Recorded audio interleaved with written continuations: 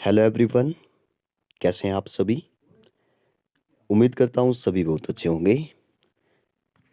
तो आज हम इस वीडियो में जो वो एक पूरा चैप्टर जो वो डिस्कस करेंगे, चैप्टर नंबर 4। ये जो वो क्लास 6th में जो वो आपको मिल जाएगा मैथ्स में बेसिक ज्योमेट्रिकल आइडियाज़।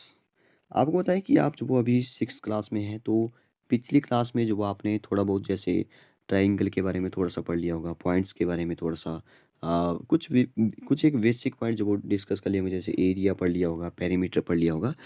लेकिन क्लास 6 से जो वो एक ऐसा चैप्टर जो वो स्टार्ट हो जाता है, जो एक बेसिक पकड़ जो वो आपकी बनाता है। यहाँ से जो वो आपका एक ज्योमेट्री जो वो थोड़ी-सी आप बोल सकते हैं कि शुरू हो जाती है।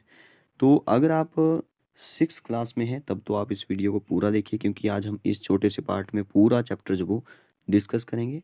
बहुत सारे स्कूलों में जो वो इस चैप्टर को जो वो जल्दी-जल्दी में जो वो करवाया जाता है, जबकि ये इम्पोर्टेंट है।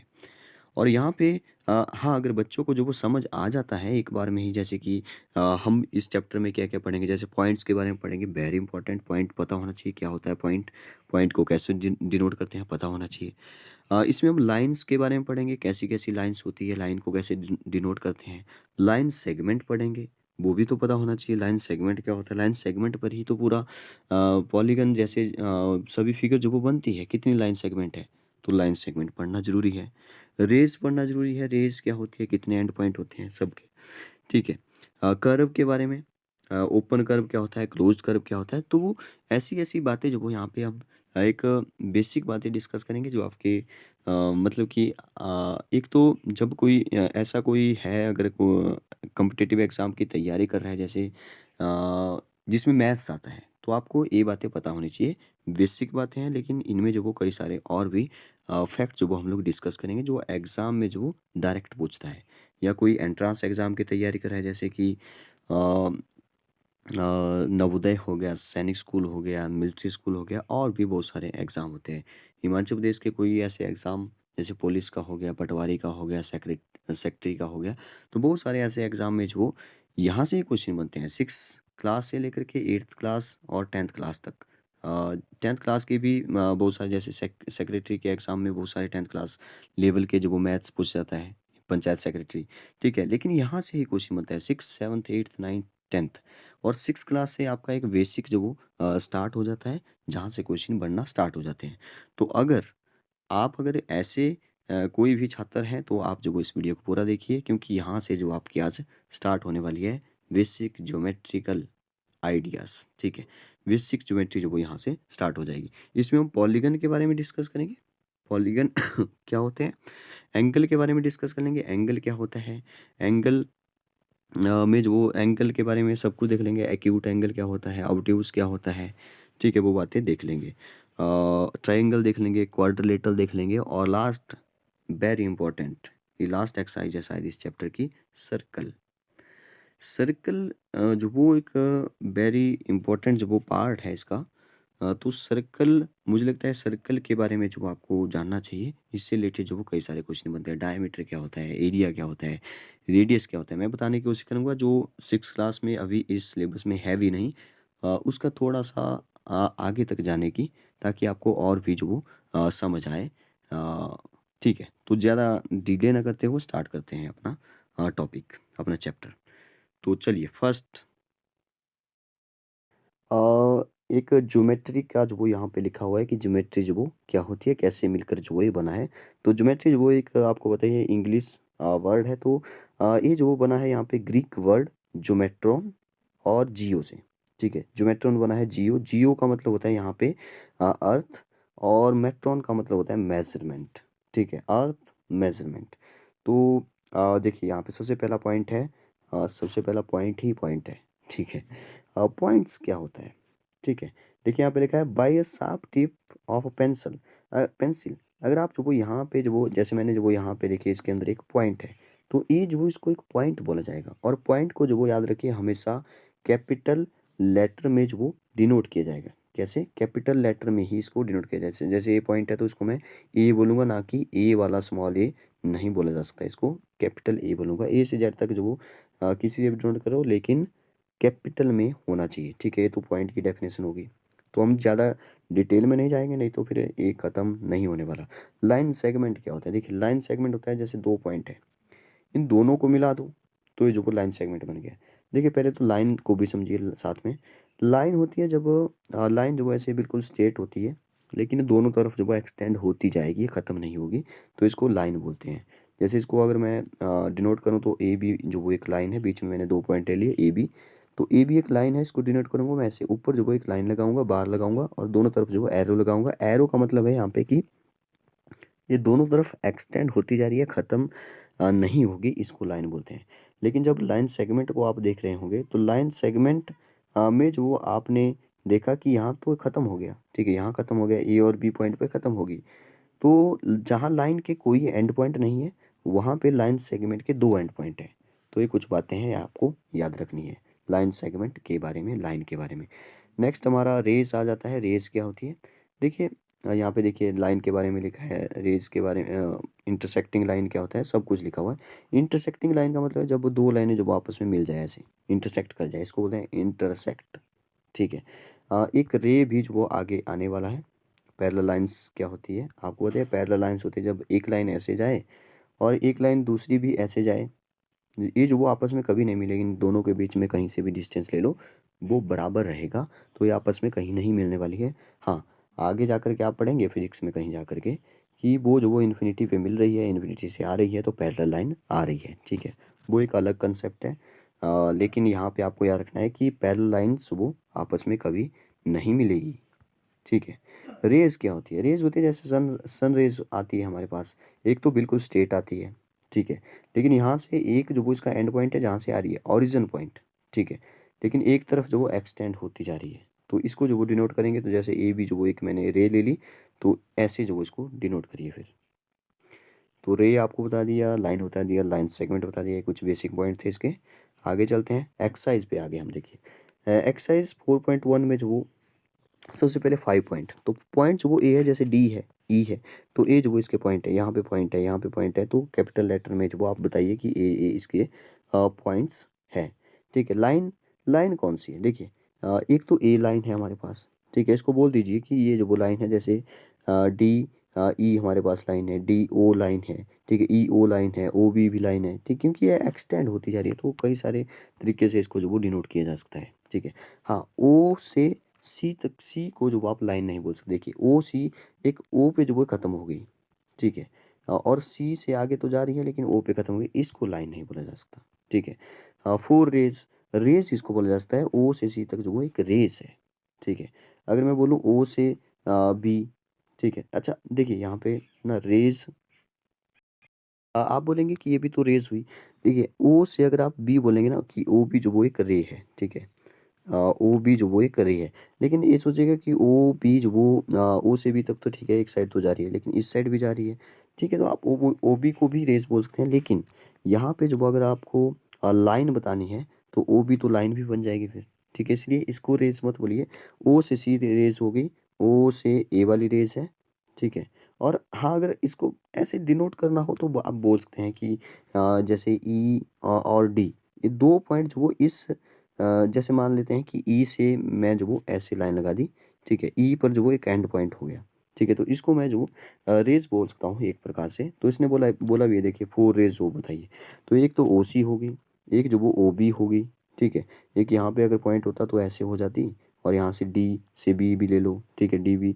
लेकिन यहाँ पे आपको बताना पड़ेगा फिर कि जैसे इस साइड जा रही है तो डी बी, ठीक है, ये डिनोट करने का तरीके, डिनोट करने से आपको जो वो पता चलेगा कि कैसे कैसे जो इसको बताया जाए, ठीक है। 5 लाइन सेगमेंट, लाइन सेगमेंट तो देखिए यहाँ पे ओ से सी लाइन सेगमेंट है, ओ बी लाइन सेगमेंट है, ओ ई लाइन सेगमेंट है, ई डी लाइन सेगमेंट है, ये जो वो लाइन सेगमेंट है। नेक्स्ट क्वेश्चन में इसने बोला है कि name the line given in all possible 12 way choosing only 2 letter at a time from the 4 given.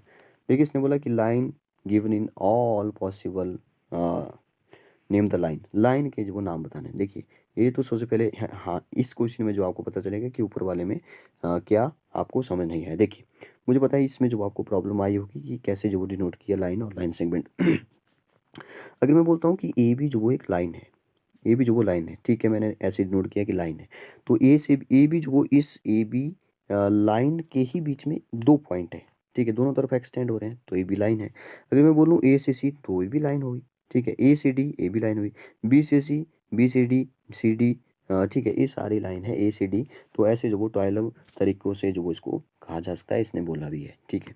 तो ये हमारा क्वेश्चन था। नेक्स्ट नेक्स्ट है line containing point E, line passing through, use the figure to name line containing point E. एक minute, इसने बोला कि figure को देखते हुए जो वो इसके आप आंसर दीजिए। जैसे इसने बोला कि लाइन कंटेनिंग पॉइंट ई पर जो वो कौन कौन सी लाइन है। देखिए ई से अगर मैं ऐसे देखूँ कि ई से एफ तो ए भी लाइन हुई, ठीक है। अगर मैं बोलूँ ई से डी तो ये भी लाइन है क्योंकि इस साइड भी जा रही है। तो ई से आप बी भी बोल सकते हैं, ई से ए भी बोल सकते हैं, तो ये भी लाइन से।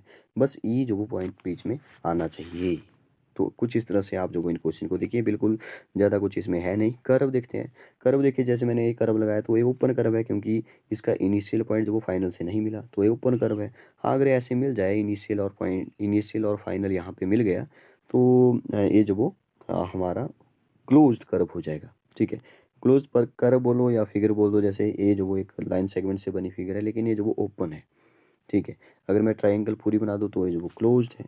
जो ट्राइंगल है क्वाड्रिलेटरल है, ठीक है। ये सारे पॉलीगन है। पॉलीगन, पॉलीगन बनता है लाइन सेगमेंट से। अब दो लाइन सेगमेंट से तो हमारा कोई फिगर क्लोज्ड फिगर, पॉलीगन एक क्लोज्ड फिगर होती है। पहले क्लोज्ड फिगर दो लाइन से नहीं बन सकती, इसलिए सबसे पहला कौन है, ट्राइंगल है।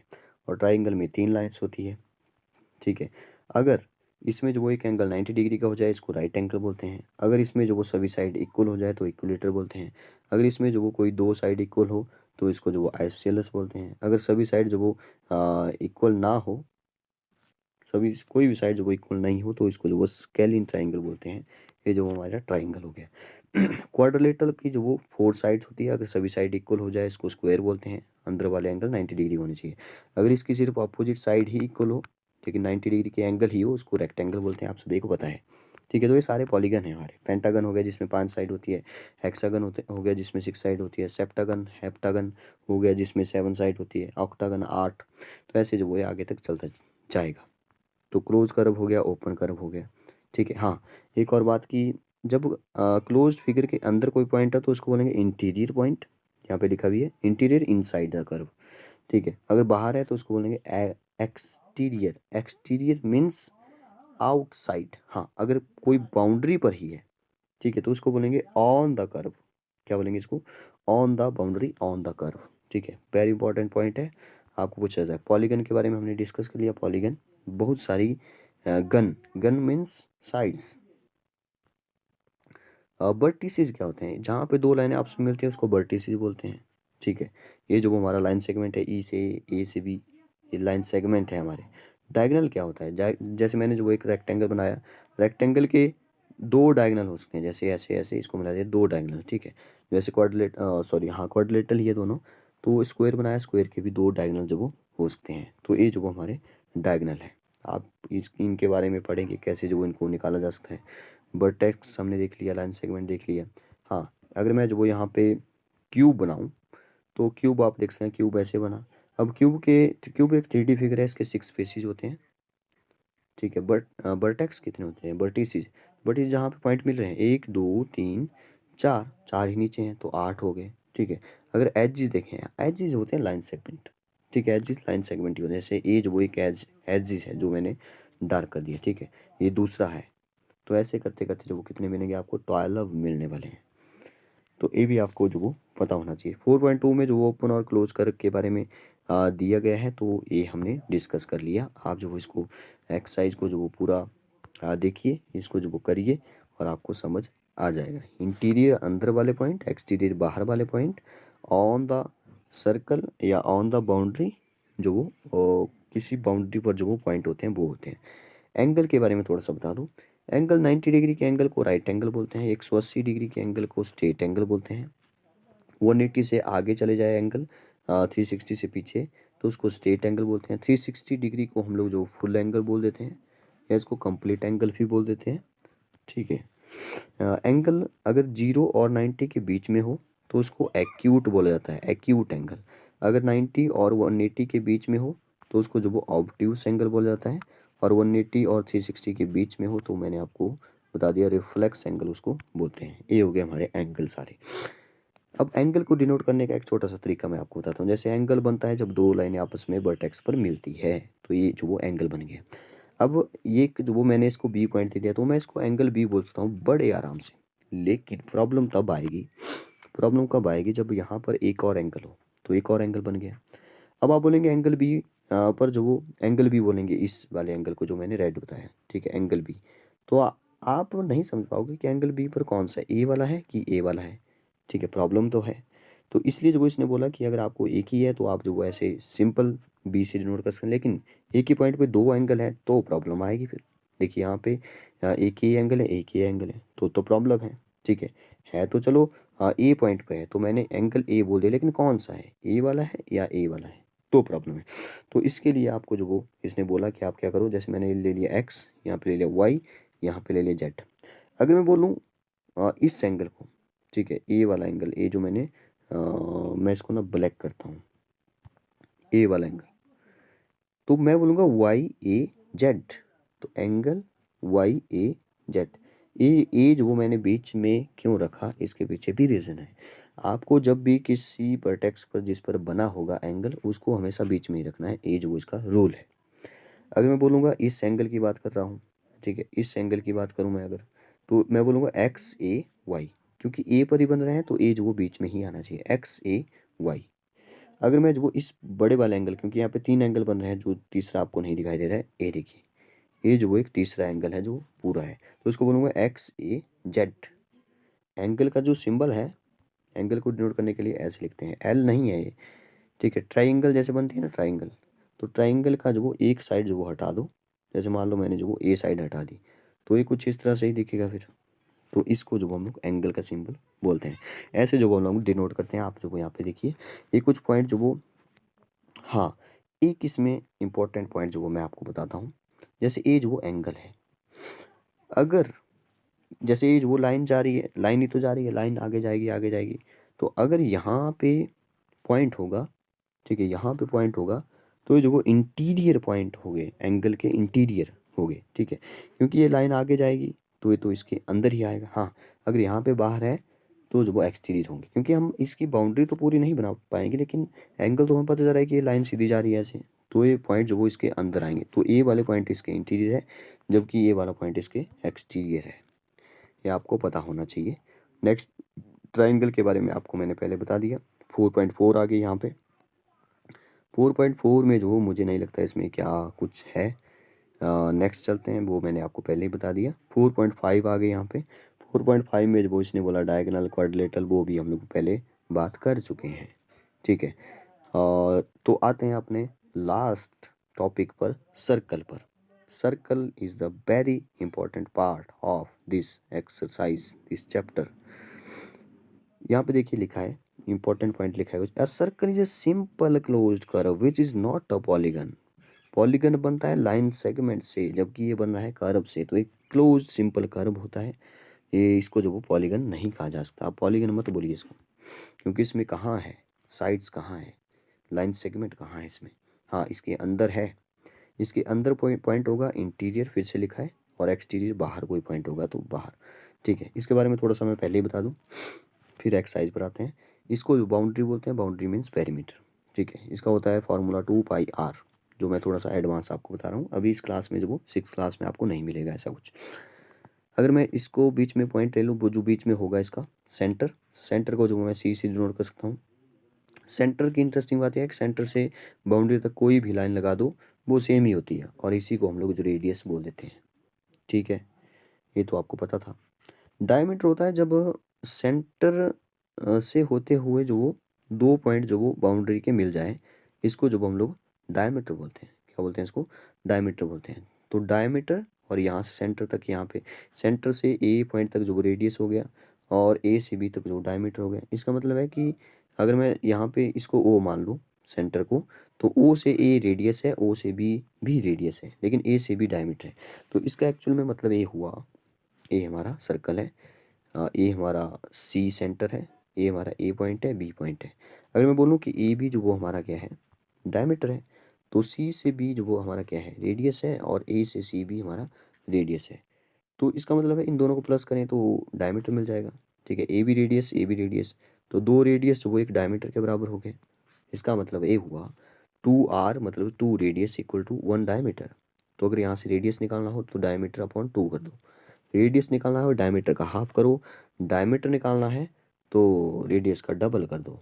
ये कुछ इंपॉर्टेंट पॉइंट थे। इंटीरियर हो गया, एक्सटीरियर हो गया। अब जरा और देखते हैं कुछ। इसके बीच में ना जैसे पॉइंट है ए जो वो रेडियस है, अगर मैं एक और रेडियस बना दूं और इसके बीच के एरिया को बोलते हैं सेक्टर। क्या बोलते हैं? सेक्टर बोलते हैं। अगर मैं जो हाँ, कॉर्ड इज़ वेरी इंपॉर्टेंट। जब दो पॉइंट को, जो वो बाउंड्री के किसी भी पॉइंट को मिला जाए उसको कॉर्ड बोलते हैं। अब आप बोलेंगे कि इसको तो हमने डायमीटर बोल दिया था। हाँ, एक स्पेशल कॉर्ड इस डायमीटर को बोलते हैं हम लोग, क्योंकि कॉर्ड तो वही है, कॉर्ड तो ये भी है, क्योंकि मैंने बोला कॉर्ड जो वो दो पॉइंट को मिलकर के बनता है, तो ये भी कॉर्ड है, लेकिन इस सेंटर से होता हो गया, इसलिए इस कॉर्ड का एक स्पेशल नाम है डायमीटर। ठीक है, तो diameter is the longest chord in the circle, पूछा जाता है एग्जाम में। तो हाँ, अब बात यह है कि यहाँ पे जो वो ना, जब भी कॉर्ड बनेगा तो सर्कल दो पार्ट में डिवाइड हो जाएगा। दो इक्वल पार्ट तब होंगे जब वो डायमीटर होगा। देखिए इस साइड भी एक पार्ट है, इस साइड भी दूसरा पार्ट है, तो ये जो वो दो इक्वल पार्ट में डिवाइड होगा जब डायमीटर की बात होगी। और दो बराबर एरिया मतलब कि अर्ध वृत्त, ठीक है, हेमी सर्कल जो वो इसको हम बोल देंगे। तो इसका जो सर्कल का पूरा एरिया होता है वो होता है पाई आर स्क्वायर फार्मूला। तो आधे का कितना हो जाएगा, अपॉन 2 करो, आधा आधा हो गया। ठीक है, एक और पॉइंट, जब दो पॉइंट को आपस में मिलाते हैं तो उसको जो हम कॉर्ड बोलते हैं, तो ये कॉर्ड है, लेकिन डायमीटर नहीं है ये। वो सेंटर से जाएगा तब डायमीटर है। अब देखिए इंटरेस्टिंग बात यह है कि कॉर्ड ने भी दो इक्वल पार्ट में इसको डिवाइड किया। एक छोटा पार्ट है, एक जो वो बड़ा पार्ट है, तो इसको जो वो हम लोग माइनर बोलेंगे, और इसको जो बोलो हम लोग बड़े वाले को मेजर बोलेंगे। हाँ, बोलेंगे क्या वो है इंपॉर्टेंट, सेगमेंट बोलेंगे, माइनर सेगमेंट और दिस इज मेजर सेगमेंट। ठीक है, जब आप अगली क्लास में जाएंगे तो सीखेंगे कि इनके एरियाज कैसे निकालते हैं। तो ये जो मैंने आपको बता दी, जो यहाँ पे भी बताएगा, देखिए सेक्टर बताया इसने, सेगमेंट बताया इसने, जो मैंने आपको पहले ही बता दिया। ठीक है, आगे जो वो इसने बोला है कि यहाँ पे सेंटर ऑफ सर्कल डायमीटर बता दिया, 2 पॉइंट इंटीरियर बता दिया, सेक्टर बता दिया, रेडियाई। रेडियाई जब एक हो तो रेडियस बोलते हैं, जब दो तीन आ जाए, एक से ज़्यादा हो जाए तो रेडियाई है। Radii is the plural form of radius. Chord मैंने आपको बता दिया, एक्सटीरियर पॉइंट, सेगमेंट, तो सभी बातें मैंने आपको बता दी। हाँ, यहाँ पे लिखा है is every diameter of circle is chord. सारे डायमीटर कॉर्ड है, yes. Is every chord of circle also done, no.